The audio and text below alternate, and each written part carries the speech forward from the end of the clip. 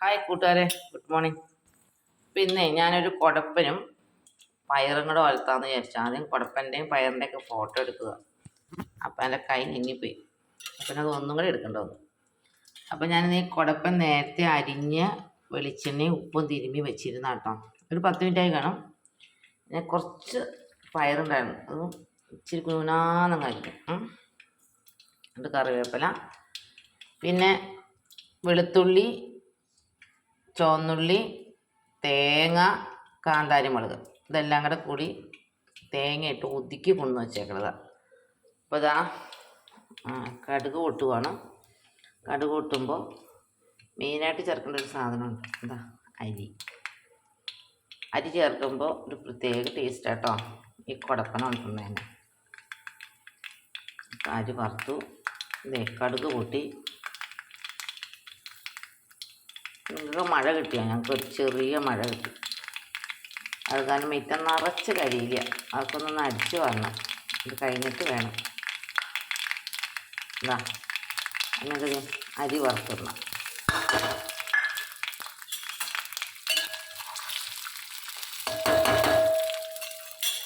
അരി വറുത്ത്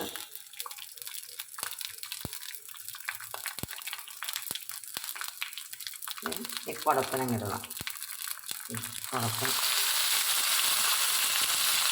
കുടപ്പനും പയറും കൂടെ ഒന്നിച്ചിടാം കേട്ടോ. എന്നിട്ട് കുറച്ച് ടൈം മൂടി വെച്ച് വേവിക്കണം. സ്ലിമ്മിലിടുക. ഇത് വേവട്ടെ കേട്ടോ.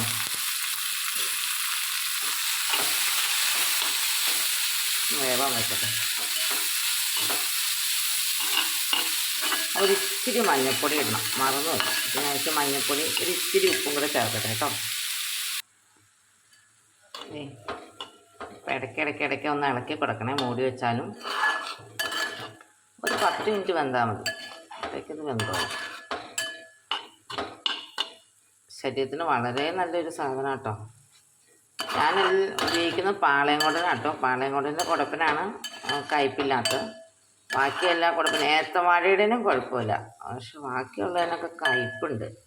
നമ്മൾ ചുമ്മാ കഷ്ടപ്പെട്ട് ഇത് ഉണ്ടാക്കി കഴിയുമ്പോൾ കയ്പ് ഇഷ്ടമുള്ളവർക്ക് അത് ഉപയോഗിക്കാം. എനിക്ക് കയ്പ് ഇഷ്ടമല്ലാത്തത് കൊണ്ട് ഒരു പാവയ്ക്ക തിന്നെങ്കിൽ ഞാൻ കുറേ ചക്കപ്പൂര് കൊടുക്കും. അപ്പോൾ ഒരു 5 മിനിറ്റ് കൂടെ വെക്കട്ടെ കേട്ടോ. അപ്പോൾ അതേ വെന്തു. നല്ല മണമൊക്കെ ഉണ്ട്. വെളിച്ചെണ്ണ തെളിഞ്ഞു വേണ്ട. അപ്പോൾ ഉപ്പൊക്കെ ഒന്ന് തൊട്ട് വെക്കുക. അതായത് അരപ്പിടാൻ പോവാം. കാന്താരി മുളകും ചുവന്നുള്ളിയും വെളുത്തുള്ളിയും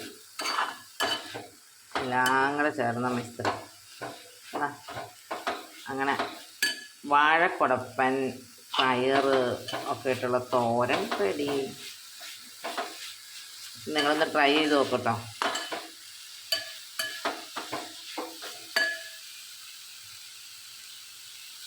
നല്ല ടേസ്റ്റുള്ളൊരു കറിയാണ്. ശരീരത്തിന് വളരെ നല്ലതാണ്. ഇതേ മസാല ഇഡ്ഡലിയൊക്കെ ഇവിടെ റെഡിയായിട്ട് ഇരിപ്പുണ്ട്. ചമ്മന്തിയൊക്കെ ഉണ്ട്. ഓക്കെ.